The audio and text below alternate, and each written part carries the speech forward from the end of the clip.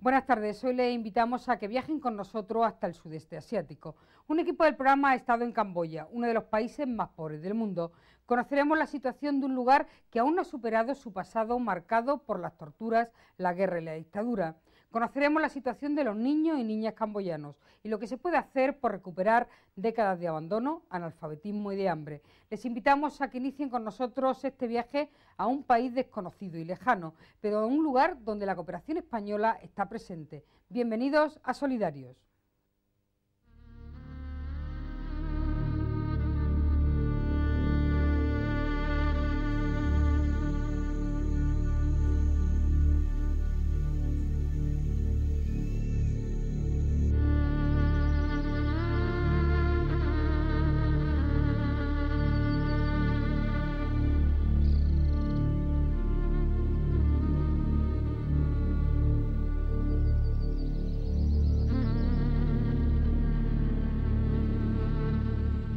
Arrozales y todo tipo de árboles tropicales marcan el paisaje más común de Camboya, un país situado a 11.000 kilómetros de España, casi un tercio más pequeño y con la tercera parte de habitantes. Su nombre está asociado al pasado siniestro de los Jemeres Rojos y a la guerra posterior. Trata de superarlos. Para ello necesita ayuda exterior, casi toda de organismos internacionales y de ONGs. En la capital, Phnom Penh, vive la 10ª parte de sus ciudadanos. Como en todas las grandes ciudades, la gente va con prisa, en un trasiego continuo que atraviesa sus calles. Oculta precariedad, la lucha por el día a día. Según la Agencia de Naciones Unidas para el Desarrollo, está entre los últimos 7 países del mundo.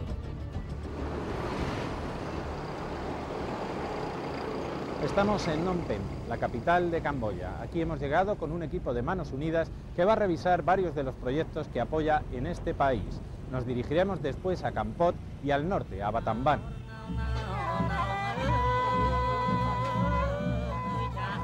Uno de los varios mercados que hay en Phnom Penh.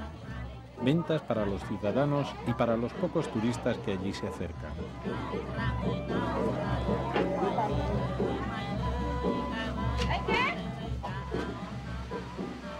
El comercio terminará al atardecer. La temperatura supera los 30 grados todo el año. Ha terminado la temporada de lluvias.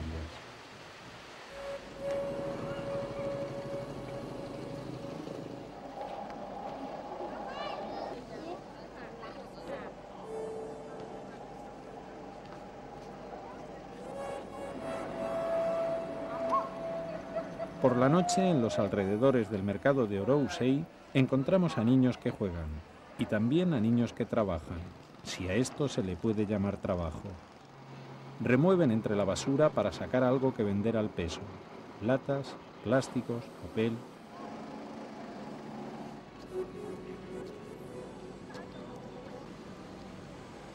En medio de la noche, un foco de atención.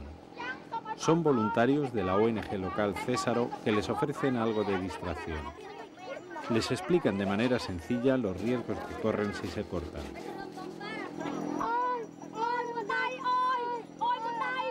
Los niños tienen entre 10 y 17 años. No conocen otra forma de vida. Volverán a la oscuridad de la noche a rebuscar entre los desperdicios de los demás.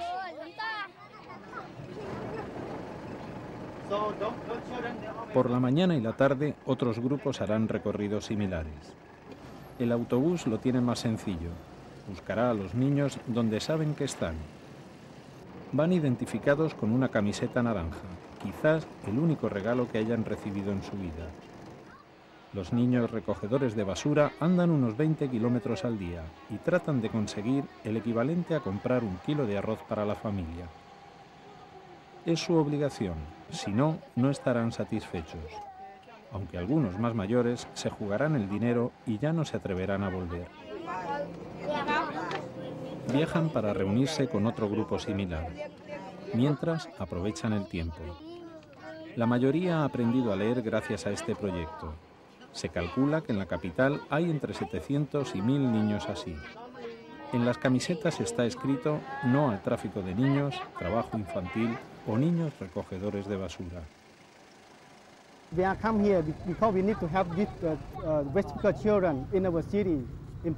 Venimos aquí para ayudar a estos niños, niños que recogen basura en nuestra ciudad, en Phnom Penh.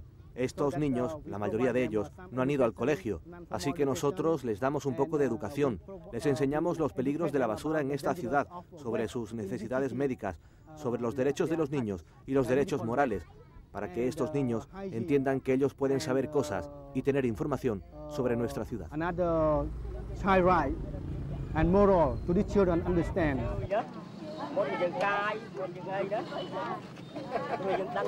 Leer, contar y escribir, como algo imprescindible para ellos, y también para poder influir en los padres y así que luego les lleven a la escuela. Les insisten en mantener todo tipo de precauciones, que les eviten enfermedades infecciosas, y de paso les curan las heridas que se hayan hecho.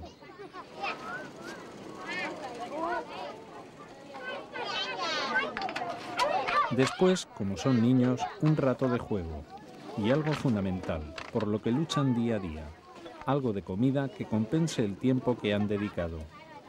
Hay pocas niñas, pues el miedo al secuestro y a la violación siempre está presente. Ha acabado su tiempo. Tienen que acarrear de nuevo sus pobres herramientas de trabajo y volver a sumergirse en su triste realidad.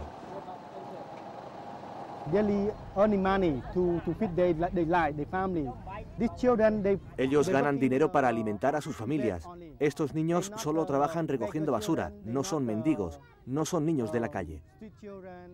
Tienen familia y trabajan y se levantan todos los días para ayudar a su familia.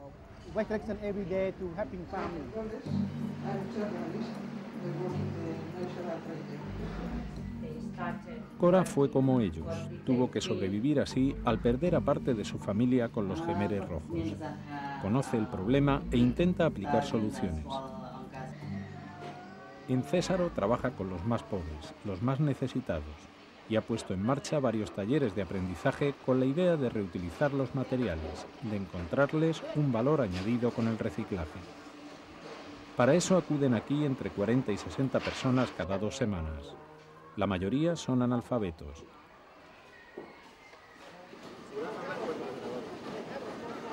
Les enseñan técnicas sencillas con la idea de que la basura no es basura, sino algo aprovechable. Luego deberán transmitirlo a sus comunidades. En 7 años ya lo han hecho con 10.000 personas. Aumentan así sus ingresos, pues a lo que recogen le suman lo que reciclan.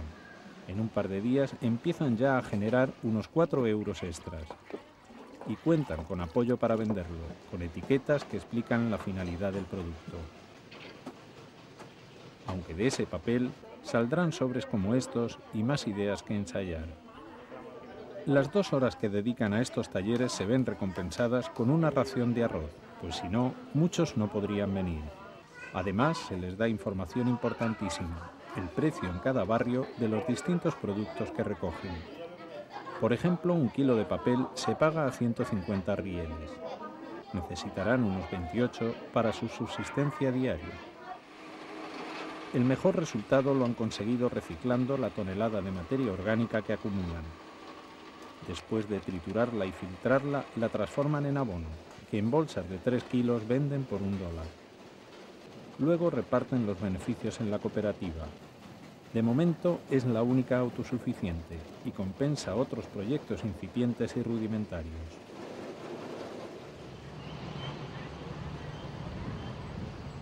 En otro lugar de Phnom Penh encontramos una explanada donde antes había un barrio como el del fondo. Ardió misteriosamente entero. Eran unas 500 familias. Ahora han tenido que trasladarse a 18 kilómetros a este poblado llamado Samaki, que significa solidaridad. No hay agua corriente y se lleva en camiones o se compra a precio de oro, a $1 los 200 litros. Algo muy caro para estas frágiles economías en las que todos tienen que trabajar. Esta familia lleva aquí 3 años. Cuando vinimos aquí, desde el centro de la ciudad, Las cosas nos han ido mal. Recogíamos basura en la ciudad y podíamos vivir. Desde que estamos aquí, las cosas han cambiado. Estamos enfermos, no podemos hacer nada y no tenemos dinero para medicinas. No sabemos qué hacer. Solo hay un hospital público para la zona, pero no los atienden porque no tienen recursos.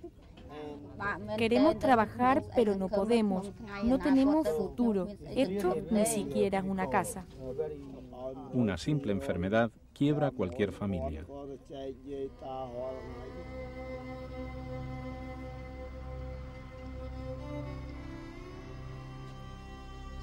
Un kilómetro a las afueras de Phnom Penh, en el distrito de Stung Mean Chey, está el principal vertedero de la capital.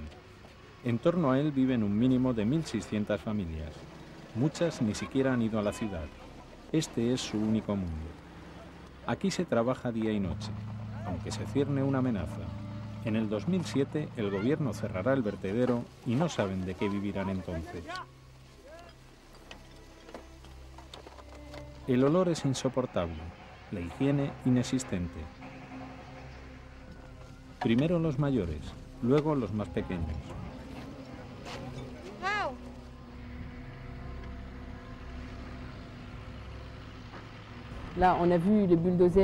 Hemos visto el bulldozer cómo avanza y da marcha atrás sin ver a los niños.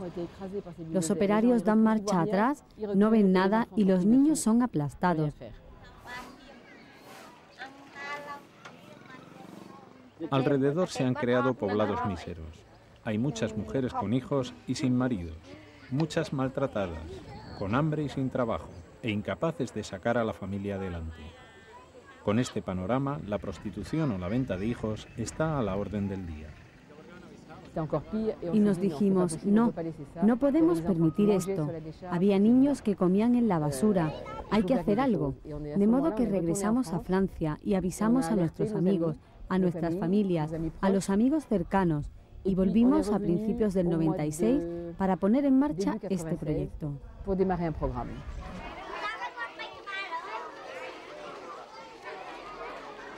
¿Cuánto vale la sonrisa de un niño como este?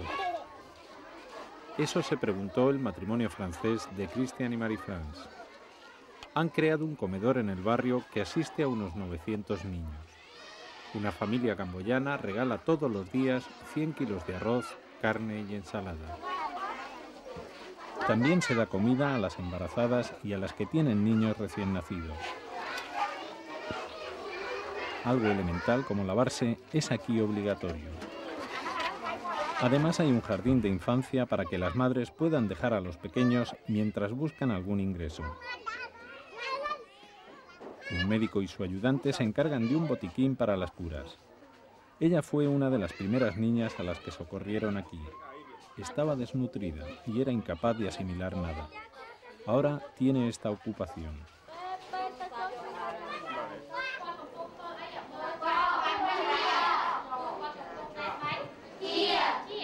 Por la sonrisa de un niño ha conseguido la escolarización de unos 1.300 niños en las escuelas cercanas y para los más necesitados ha levantado su propio centro integral de educación. En austeras aulas, sin pupitres, acogen a unos 1.000 niños.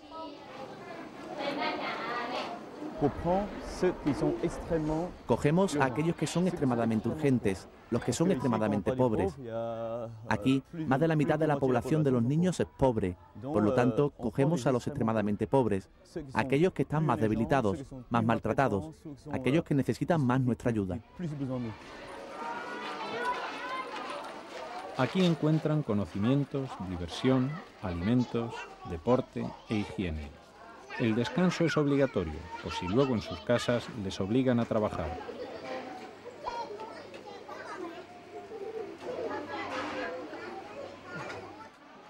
Cuentan con una enfermería que atiende a los alumnos y de fuera a los que mantienen a las familias.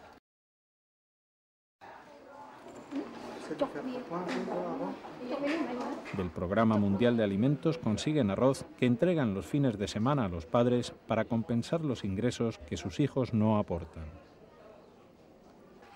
Uno de estos edificios sirve de residencia para unos pocos privilegiados que han llegado a la universidad.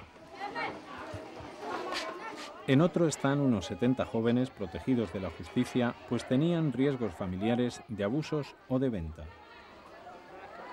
Las solicitudes de ingresos son constantes, pues el centro es la gran oportunidad de salir del vertedero. Aquí se les da formación profesional, se enseña inglés, informática y se les orienta hacia el campo de la hostelería, en cocina, repostería o peluquería. Un acuerdo con varios hoteles garantiza su colocación. Nuestro objetivo no se limita a buscar un trabajo al alumno. Se trata de reformarlos y que puedan rehacer sus familias para que no vuelvan a vivir en una familia desestabilizada como antes.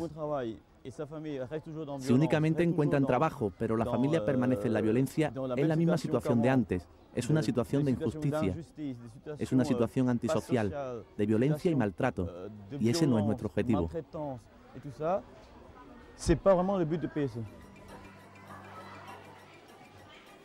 En total, 300 personas, entre médicos, profesores o asistentes, están implicados en Por la sonrisa de un niño, que se mantiene de donaciones o de apadrinamientos.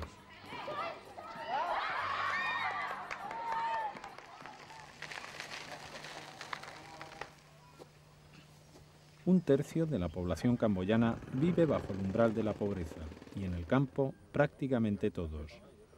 Un ejemplo es la provincia de Kampot, al sur. La vegetación, los arrozales y los animales no garantizan la alimentación diaria.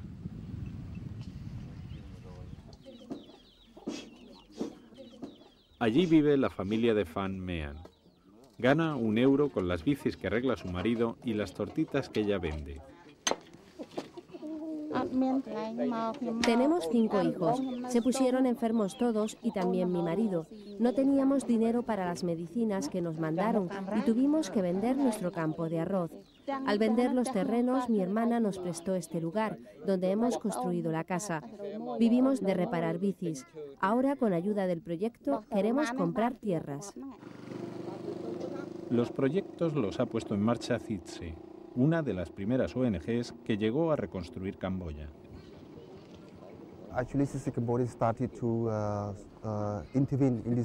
La asociación empezó a intervenir en el país después de la época del Khmer Rojo en 1980.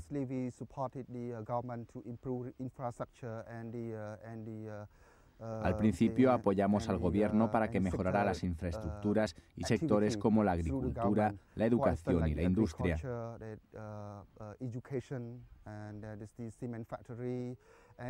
También apoyamos a las personas que huyeron de la guerra y que volvían de los campos de refugiados.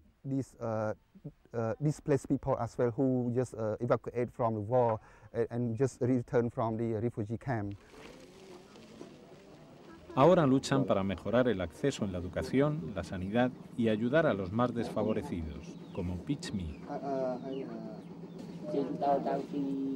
El año pasado empecé a tener fiebre y pensé que era una infección. Me hice los análisis y dio positivo de VIH. Llegó a pesar 35 kilos. Una vez al mes tiene que ir a revisión, pero el traslado le cuesta $6, que no tiene. Ahorra a duras penas haciendo trampas para pesca.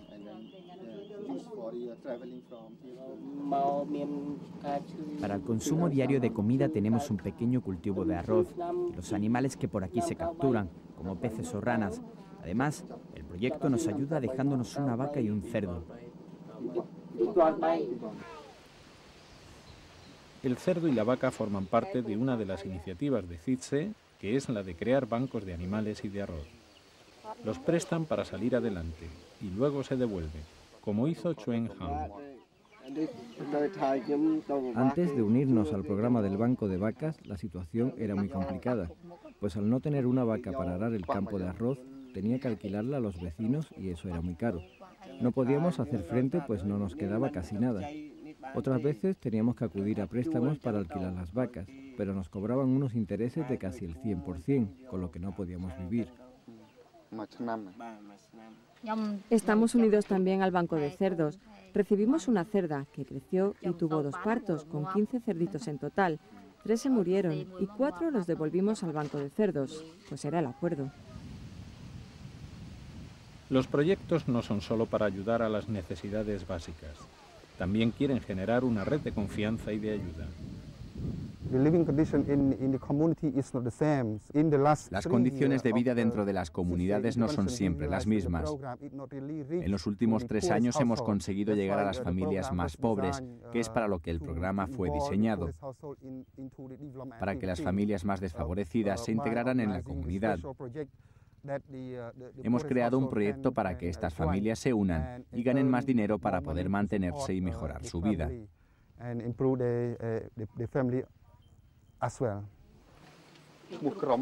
De eso nos habla Campat, miembro de un grupo de ahorro.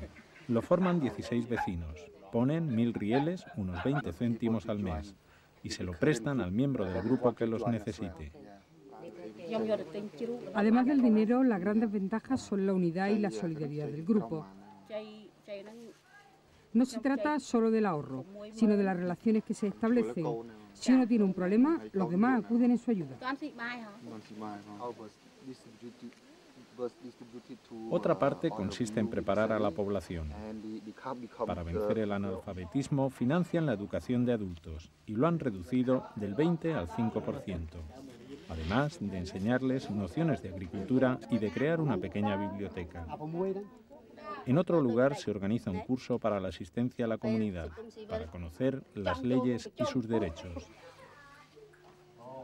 También se dan clases sobre cómo aprovechar los recursos naturales a la vez que se protege el bosque y crear unas normas sobre cómo utilizarlo. Nos está sirviendo para proteger el bosque y evitar la erosión. Así se van a beneficiar todos los miembros de la comunidad por igual del bosque. Por ejemplo, podemos ir al bosque a por bambú, que permite sacar ingresos si lo usas para hacer trampa o construir casas. La educación es una necesidad y un esfuerzo ingente. Casi la mitad de la población es menor de 15 años, pero el gobierno no tiene presupuesto suficiente y las clases son de media jornada. Un profesor gana 20 euros al mes, por lo que tiene que trabajar en otras cosas o pedir dinero a los padres por atender a sus hijos.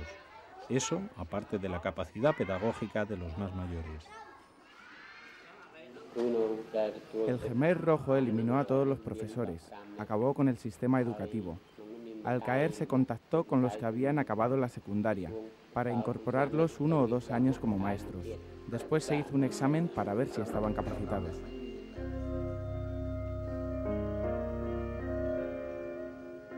Los Khmeres Rojos siempre están de fondo y fueron capaces de convertir este colegio en lo que hoy es un museo de su genocidio. En apenas 5 años acabaron con casi la 1/4 parte de la población, más de 2 millones de personas, por hambre, por trabajos forzados, por ejecución. Este era uno de los lugares donde torturaban. Cualquiera era sospechoso y por tanto podía perder la vida. Médicos, profesores, funcionarios, artistas, monjes.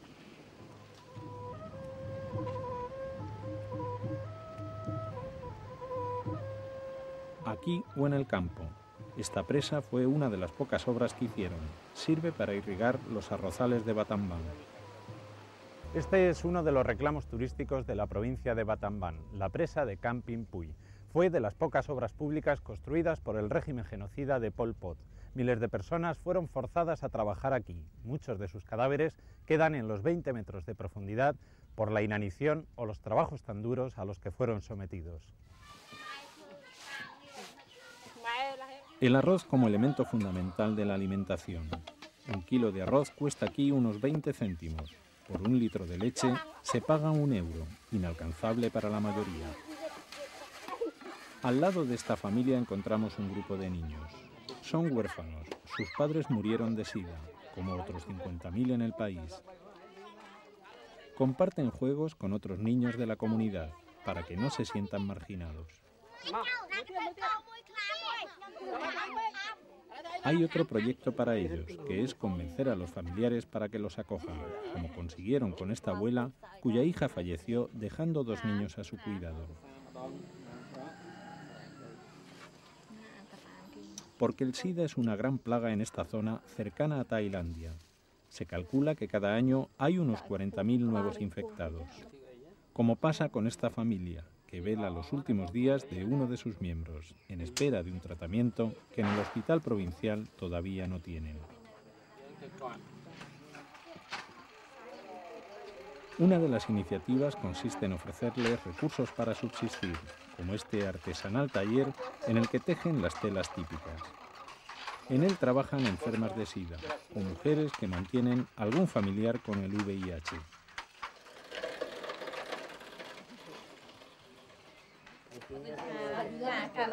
También estas mujeres padecen SIDA. Han sido infectadas por sus maridos. Para que no lo transmitan, las educan, para evitar su propagación, para convivir con el SIDA y para evitar la exclusión.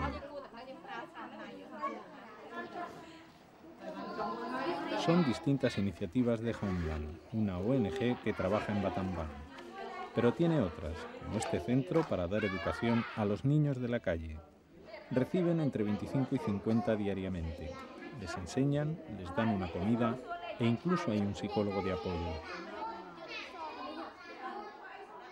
Además ha conseguido crear un centro de educación a las afueras, con internado para los huérfanos. Busca ser autosuficiente y está orientado fundamentalmente a que aprendan danzas y música tradicional. Los alumnos son o con SIDA o abandonados o sobre todo niños traficados, vendidos por sus padres y destinados a la prostitución. Ma Olan, su promotora, nos cuenta que la necesidad hace a los padres caer en ello. A un intermediario se lo ofrecen cuando éste les promete unos 20 euros al mes, que solo les da los 2 primeros meses. Después, ni dinero ni hija.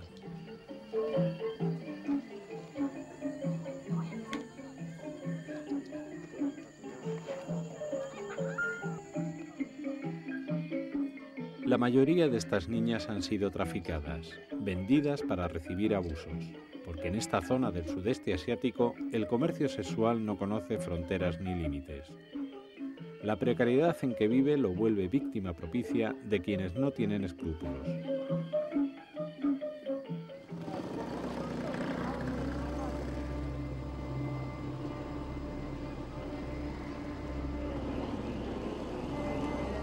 Mientras, en otro extremo de la ciudad, otros niños juegan. No todos disfrutan. Son más difíciles. Sobre ellos no parece haber ningún tipo de esperanza, o al menos la buscan donde no se encuentra.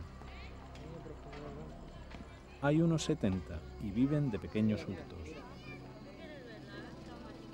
Pero Homeland ya ha conseguido recuperar a otros 147.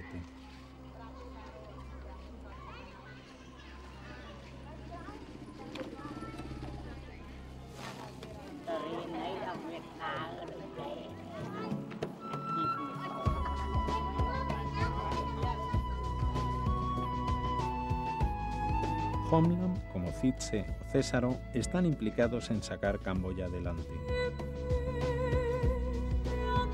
Podemos decir que en cuanto a las organizaciones, son organizaciones locales, muy identificadas con el entorno, que saben que realmente uno de los principales, por no decir el principal problema que tiene el país, son las consecuencias de la guerra, que pueden ser que vayan desde las infraestructuras, la falta de comercio, o la pobreza estructural, pero sobre todo también va en esas faltas de relaciones sociales y de solidaridad entre los miembros de una misma comunidad que son esenciales para poder fundamentar un inicio de desarrollo.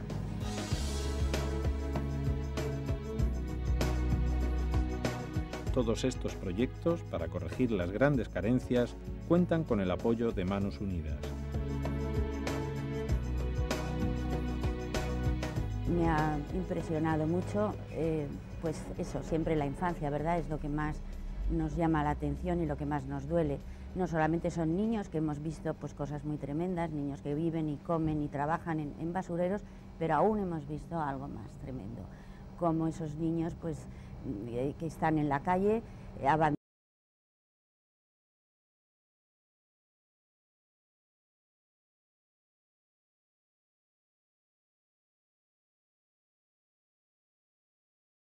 Pues esnifando pegamento y verdaderamente casi diría yo que muy irrecuperables ya para la sociedad. Por eso urge, y hago un llamamiento si es posible, que la gente que nos oye en España, pues que piense que su ayuda vale, que no hay un dinero que se pierde, y aunque, como decía la Madre Teresa, somos una gota de agua en un océano, el océano no sería igual sin esa gota de